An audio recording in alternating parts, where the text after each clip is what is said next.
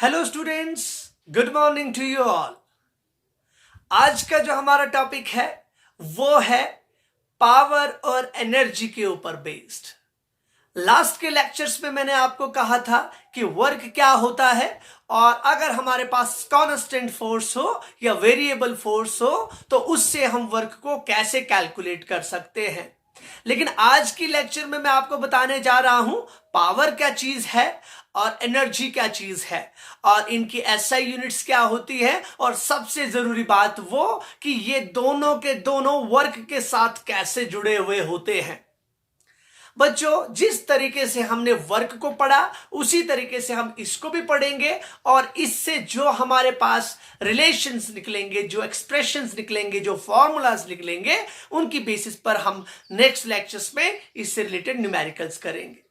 तो मैं संदीप मिंजान आप सबका इस प्यारे से चैनल सानवी एकेडमी पर आप सबका स्वागत करता हूं और चलिए स्टार्ट करते हैं आज की lecture, that is power and energy.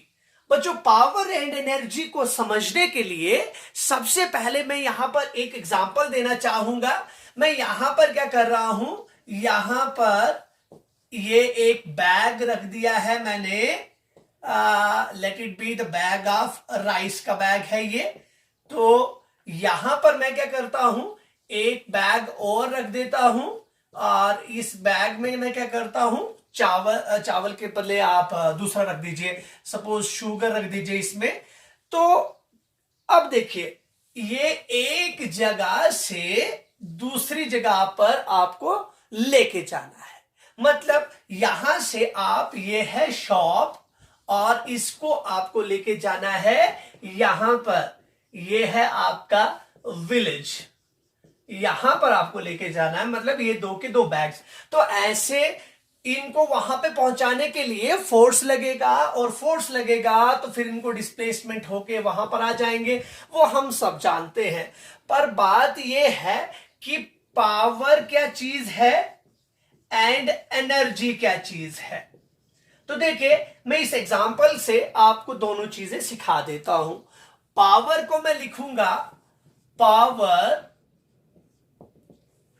The rate of doing work। ये डेफिनेशन मैंने पावर के लिए लिखा और यहां पर, ठीक यहां पर मैं किसके लिए लिखता हूं, एनर्जी के लिए,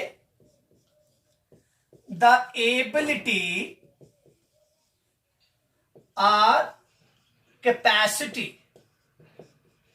कैपेबिलिटी भी बोल सकते हैं, द एबिलिटी और capacity to do work is called energy. अब देखिए, यहां पर है एबिलिटी, मतलब काम को करने की क्षमता को क्या कहा जाता है, एनर्जी कहा जाता है। और रेट, अब देखिए, रेट ऑफ डूइंग वर्क, काम को कितनी तेजी से किया जाए उसको क्या कहा जाता है, पावर। तो मेरे पास, अब मैं इन दोनों बैग्स को, सपोज यहां पर मेरे पास राम एंड श्याम है। राम के पास मैंने राइस का बैग दिया और श्याम के पास मैंने शुगर का बैग दिया।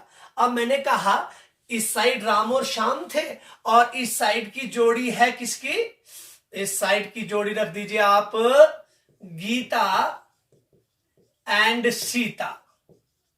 गीता ने ये उठाया और सीता ने ये उठाया। अब काम क्या है, ऐसा तो कुछ नहीं है कि इसका जो बैग है वो हल्का है या भारी है, इनके लिए हल्का रखा भारी, ऐसा कुछ नहीं है। मतलब यही काम है। काम तो क्या है ना, हम यहां पे बोलेंगे कि काम हमें क्या करना है या कार्य हमें क्या करना है, हमें काम करना है कि ये उठा के यहां पे पहुंचाने हैं। लेकिन हम चेक करना चाहते हैं कि इन दो बंदों में क्या चीज ज्यादा है या क्या चीज कम है और इन दो लड़कियों में क्या चीज ज्यादा है या क्या चीज कम है। मतलब मैं दिखाना चाह रहा हूं पावर के बारे में और बताना चाह रहा हूं इस केस और इस केस के बारे में। तो देखिए, यहां पर क्या हो रहा है, the capacity to do work. अरे भाइयों, ये वाले बंदे अगर इन दोनों को उठा के यहां पे पहुंचा के लेके जाएंगे तो इन्होंने काम किया, जो काम था जो एक्चुअल काम था वही काम किया ना। अगर वही चीज ये उठा के लेके जाते तो क्या काम में कोई बढ़ोतरी होती क्या? मतलब काम बढ़ जाता क्या? नहीं, वही बैग्स थे, वही बैग्स इन्होंने भी उठा के यहां पर पहुंचाए, वही बैग्स इन्होंने भी उठा के यहां पर पहुंचाए। तो फिर एक दिमाग में बात आती है कि काम जो है इनके लिए भी वही है और इनके लिए भी वही है। अब बात आती है capacity, capacity to do work, काम को करने की क्षमता। अब देखिए, अगर ये गीता और सीता ये बैग्स को पहुंचाती हैं 10 मिनट में और राम और श्याम पहुंचाते हैं 15 मिनट में, तो बोलिए किसने जल्दी पहुंचाया? इन्होंने जल्दी पहुंचाया, गीता और सीता ने जल्दी पहुंचाया, बल्कि राम और श्याम ने देर लगाई। इसका मतलब इनका काम तो किया इन्होंने, काम तो वही किया, काम इन्होंने भी वही किया, काम उन्होंने भी वही किया, पर प्रॉब्लम यह आई कि इन्होंने काम को देरी से किया और इन्होंने काम को जल्दी किया। तो वो जल्दी और देरी, इसका मतलब होता है रेट। इसका मतलब क्या होता है? रेट, कि काम तो किया पर कितनी जल्दी किया या कितनी देरी से किया। जो जल्दी करेगा उसको ज्यादा पावरफुल बोला जाएगा और जो धीरे से करेगा वो कम पावरफुल होगा। मतलब पावर तो भाई एक्सप्लेन हो रहा है कि पावर होता है रेट ऑफ डूइंग वर्क, इसका मतलब वर्क अपॉन टाइम। तो देखो, काम तो कर दिया, लेकिन इन्होंने, सपोज मैं बोल रहा हूं कि ये दोनों का जो वर्क था वो था 100 जूल का काम था जी, ये पूरा। तो 100 जूल का काम अगर मैंने बोला कि इन्होंने 15 मिनट में किया और इन्होंने 100 जूल का काम 10 मिनट में किया, तो देखिए जाहिर सी बात है ये वाली वैल्यू ज्यादा आएगी। इसका मतलब power of Gita and Sita is greater than power of Ram and Shyam. चलो ये तो क्लियर हो गया। लेकिन बात आती है एनर्जी की। एनर्जी मीन्स क्या है? एनर्जी तो क्षमता है ना भाई, इसमें कोई रेट की बात नहीं हो रही। तो इन्होंने भी वही काम पहुंचा दिया था, इन्होंने भी वही काम कर दिया था, तो क्या फर्क पड़ा? कुछ फर्क नहीं पड़ा। एबिलिटी, एबिलिटी मीन्स इनकी क्षमता। इसका मतलब कहीं ना कहीं क्या है कि इनके पास भी काम करने की क्षमता थी और इनके पास भी काम करने की क्षमता थी, तब जाके ही ये काम हुआ है। अरे भाई, मैं ये कह सकता हूं कि हमारे पास एनर्जी और वर्क जो होते हैं वो एक कॉइन के दो जो आपकी साइड्स होती हैं वो मान सकते हैं हम। एक स्टोर्ड फॉर्म है और एक आपके पास जो एक्टिव फॉर्म है। मतलब एक हमारे पास क्या है? एक हमारे पास सोर्स माना जा सकता है और एक हमारे पास रिजल्ट माना जा सकता है। बोलिए सोर्स कौन सा होगा? किसी बंदे के पास एनर्जी होगी तो वो क्या कर पाएगा? वर्क कर पाएगा। अगर उसके पास एनर्जी नहीं होगी तो वो वर्क नहीं कर पाएगा। इसका मतलब मैं ये कह सकता हूं, work and energy are the same things, only the difference is that one is source and one is result. How is it possible? Without energy a person can't do any kind of work, because अगर energy नहीं है, if he or she is not capable of doing any kind of work, then how can we define the energy? Energy means capacity to do work. It means work and energy are the two sides of the same coin. But at the same time, power is something different. Power means how fast a person or how slow a person can do a particular work. तो इसका मतलब power की बात आएगी तो कौन कितना जल्दी करता है या कौन कितना धीरे से करता है वो पावर कही जा सकती है। और जो जल्दी करेगा हम उसको बोलेंगे वो ज्यादा पावरफुल है, जो धीरे से करेगा हम उसको बोलेंगे वो कम पावरफुल है। तो देखिए, आई एम एक्सपेक्टिंग कि आपको वर्क, पावर और एनर्जी के बारे में समझ आ गया होगा। वर्क तो आप जानते हैं, एनर्जी मैंने बोल दिया ये वर्क ही है लेकिन सोर्स की तरह एक्ट करता है। उसके बाद मैंने आपको पावर के बारे में बोला, power is the rate of doing work. तो इसका मतलब अब एनर्जी के यूनिट्स जो होंगे, एसआई यूनिट्स जो है वो उसी के तरीके के होंगे जो वर्क के होंगे, उसका डायमेंशनल फॉर्मूला भी वही होगा। अब बात करते हैं पावर पे और उसके बाद बात करेंगे एनर्जी पे। तो सबसे पहले अब मैं पावर पे चाहता हूं कि पावर का क्या क्या यूनिट होता है और उसके बिगर यूनिट्स क्या क्या होते हैं, एब्सोल्यूट यूनिट क्या है, ग्रेविटेशनल यूनिट क्या है। तो देखिए, कभी भी आपको कोई पूछे कि आप पावरफुल है या कोई और पावरफुल है तो वो आप कैसे जवाब देंगे?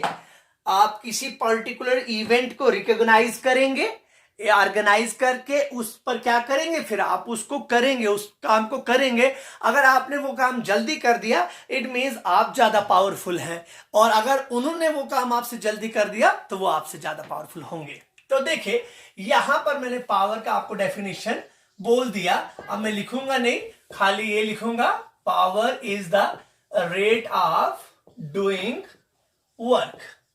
पावर जो होता है it means power equals to work upon time. देखिए बच्चों, वर्क जो होता है स्केलर होता है, टाइम जो होता है स्केलर होता है, and it is the ratio of two scalar quantities, and the ratio of two scalar quantities gives us the scalar one. It means power is a scalar quantity. Power एक scalar quantity है। देखिए, अब मैं ये लिख सकता हूं, but ये आप जानते हैं work equals to it is the dot product of force and displacement. अगर मैं इसी चीज को यहां पर डाल दूं तो क्या हो जाएगा? Power becomes force and displacement divide by T. तो देखिए बच्चों, अब मैं यहां पर ये लिख सकता हूं, power equals to S by T. आप जानते हैं डिस्प्लेसमेंट डिवाइडेड बाई टाइम होता है velocity, so it can be written as F dot V। तो देखिए बच्चों, एक और डेफिनेशन हमारे पास तैयार हो गई है। हम ये कह सकते हैं, power is also defined as the dot product of force and velocity. मतलब फोर्स और वेलोसिटी का जो डॉट प्रोडक्ट होगा वो पावर माना जाता है। तो देखिए, अगर फोर्स और डिस्प्लेसमेंट का डॉट प्रोडक्ट है वो वर्क है, अगर फोर्स और वेलोसिटी का डॉट प्रोडक्ट है वो पावर है। तो देखिए, यहां पर भी जैसे अगर न्यूमेरिकल आएगा, अगर वेक्टर्स में होगा तो आप ये लगा सकते हैं। मैं ये लिख सकता हूं, power equals to F V cos theta. आप जानते हैं because the dot product is always equals to the product of the magnitudes of the vector quantities and the cosine of the angle in between them. तो यहां पर मैंने लिख दिया F V cos theta. अब देखिए, पावर मैक्सिमम कब होगी? सिमिलरली उसी तरीके से हम बोल सकते हैं कि पावर हमारा मैक्सिमम होगा if theta is equals to 0 degree.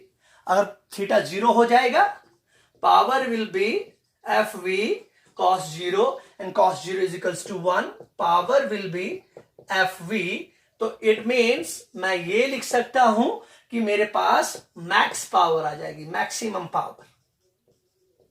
अब देखिए, इसके यूनिट्स की बात आती है। अब इसके यूनिट्स क्या क्या होते हैं यहां से ही मालूम हो जाएगा। पावर अगर हमारे पास वर्क अपॉन टाइम है, वर्क का होता है जूल और टाइम का होता है second. It means joule per second is the SI unit of power. Means इसका एसआई यूनिट आप ये लिख सकते हैं आर वॉट, WRWT। देखिए वॉट, तो हमारे पास watt is the SI unit of power. अब हम क्या करेंगे, इसके थोड़े बड़े बड़े यूनिट्स की बात करेंगे कि हमारे पास इसका बड़ा यूनिट क्या क्या होता है। तो मैंने जो चीज बोली अब आप इसको अच्छे तरीके से कर सकते हैं, बहुत इजी ढंग से कर सकते हैं। इससे रिलेटेड न्यूमेरिकल नेक्स्ट क्लास में मैं आपको बोलूंगा, ये फॉर्मूलाज को अच्छी तरीके से याद रखिएगा। देखिए अब मैं यहां पर बोलूंगा कि अगर मुझे कोई बोले कि डिफाइन 1 वॉट ऑफ पावर, तो मैं ये बोलूंगा कि मेरे पास 1 वॉट पावर कब होती है, जब मेरे पास 1 वॉट पावर तब होती है जब मेरे पास 1 जूल वर्क होता है और 1 सेकंड में। इसका मतलब मैं ऐसा लिख सकता हूं 1 watt is equals to 1 joule second inverse. तो मैं ये बोलूंगा कि जब भी हमारे पास कोई बॉडी 1 जूल का वर्क करे 1 सेकंड में कर दे, तो उस बॉडी के पास पावर कितना होगा 1 वॉट का। तो हम ये बोलेंगे power is said to be equal to 1 watt if a body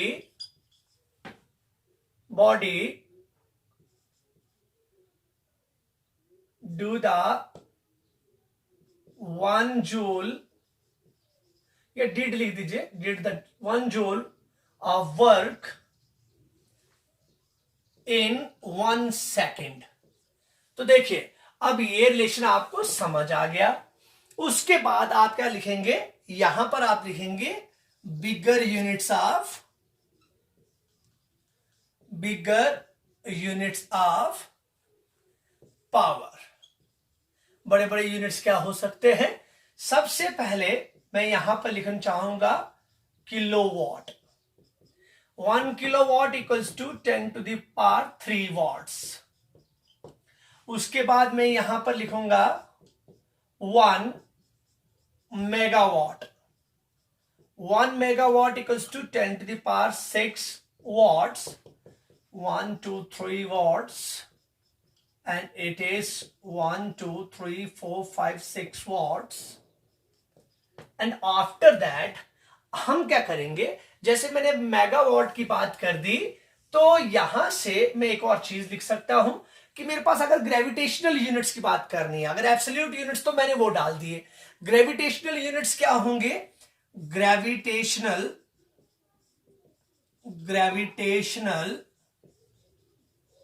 units of power.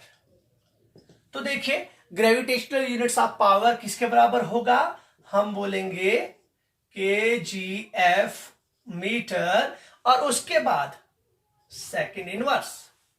देखिए क्योंकि kgfm किसका होता था आप जानते हैं, वो वर्क का होता था, तो यहां पर सेकेंड इनवर्स डालेंगे। अगर आपको याद ना हो तो ऐसा वाला वर्क अपॉन टाइम हमने करा था, इसका होता है kgf metre divide by second, यह आ जाएगा kgf मीटर सेकेंड इनवर्स। तो इसी तरीके से ये है ग्रेविटेशनल यूनिट ऑफ पावर, लेकिन किस में, SI में। अगर CGS में कोई पूछेगा तो हम क्या बोलेंगे, यहां पर बोलेंगे GF सेंटीमीटर पर सेकेंड। अब देखिए यहां पर आप एक रिलेशन अर्ज के हिसाब से डाल सकते हैं कि कितने अर्ज की बात करते हैं। तो अगर मैं यहां पर डालूं 1 watt is equals to 1 joule second inverse, इसको हम लिख सकते हैं 10 टू द पावर 7 अर्ज सेकेंड इनवर्स। ये भी बहुत आसान है। मैं इसमें इंक डालता हूं, थोड़ा सा इंक कम हो गया है। देखिए अब मैं क्या करूंगा कि यहां पर मैंने ये लाया और इसके साथ साथ एक और यूनिट होती है जो सबसे इंटरेस्टिंग और बड़ी अच्छी यूनिट है, उसको मैं बोलूंगा कि आपके पास, इसकी एक और यूनिट डाल रहा हूं मैं, दैट इज हॉर्स पावर एक और यूनिट होती है HP। तो देखिए किसके बराबर होता है, अगर आपको बोला जाए 1 वॉट कितने हॉर्स पावर के बराबर होता, आप बोलेंगे 746 sorry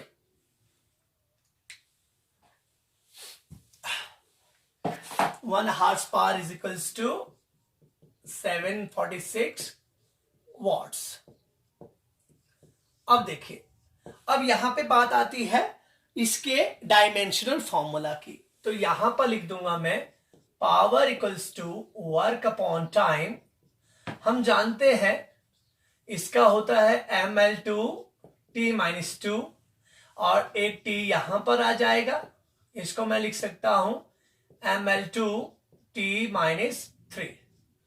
it is the dimensional formula of power.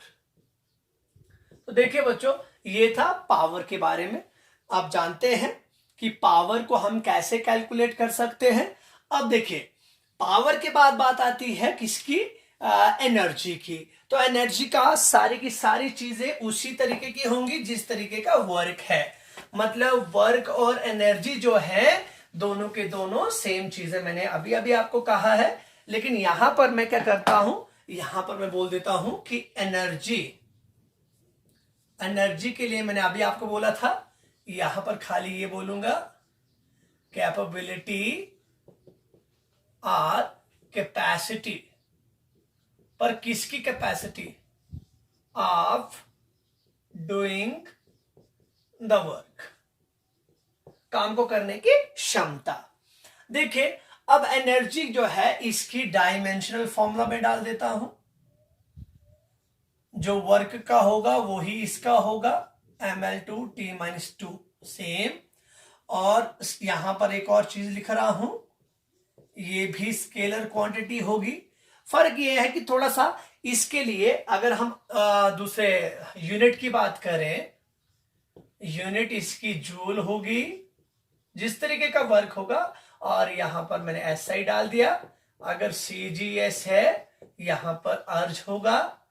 अब मैं एक रिलेशन डालना चाहूंगा कि हमारे पास, अगर हमें रिलेशन को कैलकुलेट करना हो कि हमारे पास दूसरे यूनिट्स भी हो सकते हैं, एनर्जी की जो दूसरी यूनिट्स होती हैं उनको हम कैसे लिख सकते हैं। देखिए, यहां पर मैं क्या कर दूंगा, यहां पर मैं लिख रहा हूं, अगर एनर्जी के लिए यहां पर सपोज आप क्या कर दीजिए, जूल की बात करते हैं, जूल की बात करते हैं। ये तो बहुत सिंपल है। दूसरा, आप अर्ज की बात कर दीजिए, वो भी लिख दिया हमने, कोई बात नहीं, हम अर्ज के साथ रिलेशन देते हैं इसका। यहां पर लिख देता हूं, अर्ज लिख देता हूं। और दूसरा यहां पर मैं लिख देता हूं कैलोरी। और तीसरा मैं यहां पर लिख देता हूं किलोवाट आवर। और चौथा मैं यहां पर लिख देता हूं, देखिए, पहले आप इनको अगर आप अर्ज में निकालना चाहते तो आपको मालूम होगा कि 10⁻⁻7 जूल्स होता है। कैलोरी की बात करेंगे तो 4.2 जूल्स है, मतलब इक्विवेलेंट जूल्स में मैं डाल रहा हूं। और किलोवाट आवर की बात अगर हम करें तो मैं इसको लिख सकता हूं 3.6 इंटू 10⁻6 जूल्स। और उसके बाद अगर मैं यहां पर इलेक्ट्रॉन वोल्ट की बात करूं तो यहां पर -1.6 इंटू 10⁻⁻19 जूल्स। तो बच्चों, ये मैंने क्या कर दिया, यहां पर अगर इलेक्ट्रॉन के लिए आप इलेक्ट्रॉन वोल्ट आप सिंपल ये वाले रिलेशंस में दिखा रहे हो, माइनस नहीं है। यहां पर रिलेशंस क्या है कि जूल के साथ ये यूनिट्स है, अदर यूनिट्स ऑफ एनर्जी। जैसे ही हमने ये समझ लिया तो हम ये कह सकते हैं, एक बात बहुत जरूरी चीज जो मुझे अभी याद आई वो ये है कि अगर बच्चों, अभी मैंने पावर के बारे में कुछ कहा था आपको कि पावर और टाइम के बीच में अगर ग्राफ ड्रॉ कर दिया जाए, एक चीज ये, और अगर वर्क और टाइम के बीच में अगर ग्राफ ड्रॉ कर दिया जाए तो हमें क्या मिलता है। ध्यान दीजिएगा, ये पॉइंट बहुत इंटरेस्टिंग है। वर्क और टाइम के ग्राफ का अगर स्लोप, याद रख लेना हमेशा, स्लोप हमेशा हमें क्या देता है, instantaneous power. Instantaneous power means हमें पावर देता है किसी भी इंस्टेंट पर, किसी भी जगह पे अगर हमें पावर निकालना हो, that is dW/dt। Instantaneous power हमें कौन देता है, वर्क और टाइम का स्लोप, वर्क टाइम ग्राफ जो होता है उसका स्लोप देता है।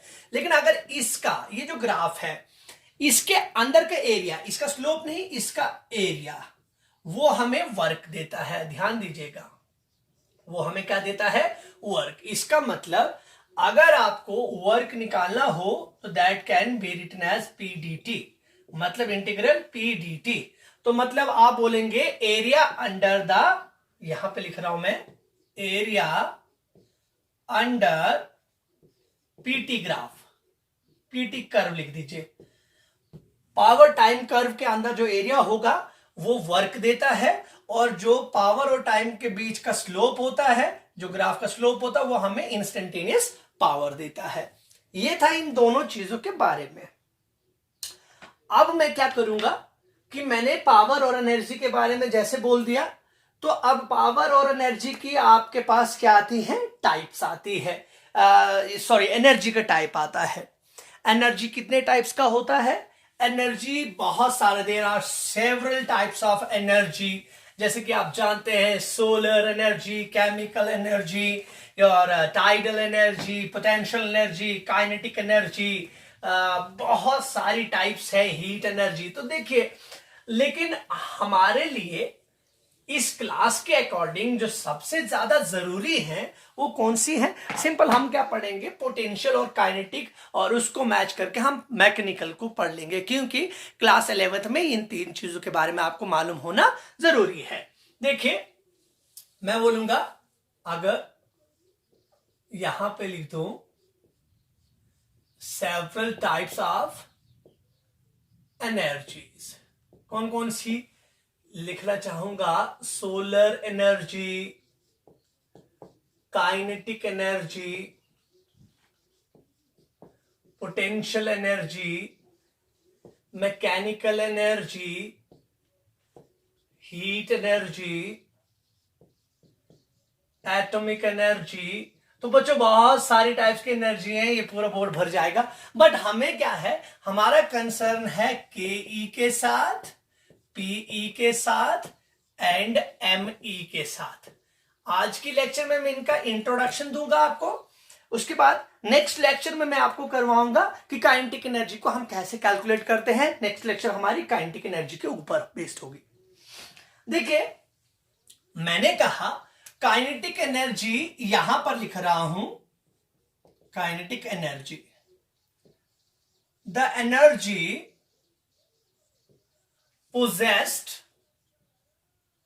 possessed by a body by virtue of its motion। यहां पर ये कर दिया। पोटेंशियल एनर्जी के लिए, the energy possessed by a body by virtue of its position, बहुत आसान है देखिए। और उसके बाद mechanical energy, the sum total of potential and kinetic energies is called mechanical energy, and it is also called as, it is also known as mechanical work। अरे भाई लोगों, जो काम है ना, काम में दोनों कंडीशंस, दोनों की दोनों एनर्जीज पार्ट लेती है, पोटेंशियल भी और काइनेटिक भी। मतलब यहां पर मैकेनिकल एनर्जी अगर देखनी होगी, that will be the sum of kinetic energy plus potential energy. लेकिन अब बात है, ये जो दो डेफिनेशंस है, अगर हमारे पास वो एनर्जी किसी भी बॉडी की जो उसकी किस खासियत के ऊपर बेस्ड होती है, उसकी मोशन के ऊपर, मतलब मोशन और पोजीशन समझना जरूरी है। यहां पर मैं क्या कर रहा हूं, ग्राउंड है, और ग्राउंड से मतलब जमीन है, और ग्राउंड से ऊपर मैंने एक बॉल रखी है 40 मीटर की हाइट पर। तो बोलिए, ये इस बॉल की पोजीशन है, position of the ball which is at 40 metres from the ground. तो यहां पर जो एनर्जी इसमें होगी स्टोर्ड, जो इसने अपने पास एनर्जी रखी होगी, उस एनर्जी को बोला जाता है पोटेंशियल एनर्जी। लेकिन जब ये बॉल क्या करता है, जब ये बॉल मोशन में होता है, गिर रहा होता है, या बॉल की बात छोड़िए, आप कार के एग्जांपल ले लीजिए। अब कार जब चल रही है तो जब वो मोशन में है तो उसकी एनर्जी को बोला जाता है काइनेटिक एनर्जी, और जब वो बॉल रेस्ट में, जब उसकी पोजीशन उसकी एनर्जी को डिफाइन कर रही होगी, तब बोला जाता है पोटेंशियल एनर्जी। नेक्स्ट लेक्चर में मैं आपको काइनेटिक एनर्जी के बारे में सारी चीजें बोलूंगा कि काइनेटिक एनर्जी का रिलेशन कैसे कैलकुलेट होता है, और काइनेटिक एनर्जी क्या पॉजिटिव आंसर आता है उसका या नेगेटिव आता है, या अगर पॉजिटिव ही आता है तो कैसे आता है, क्या कंडीशंस है। और आज की लेक्चर को आप जहन में अच्छी तरीके से रखिएगा, because it will take part in our numericals. आपको जब तक थ्योरेटिकल पोर्शन में, बार बार यही कहूंगा, जब तक आप थ्योरेटिकल चीजें नहीं समझेंगे आप न्यूमेरिकल्स को अप्रोच नहीं कर पाएंगे। तो बच्चों ध्यान से देखिए, नेक्स्ट टाइम जब मिलेंगे तो उसमें मैं आपको क्या करवाऊंगा, काइनेटिक एनर्जी और उसका expression. Thank you so much, have a nice day.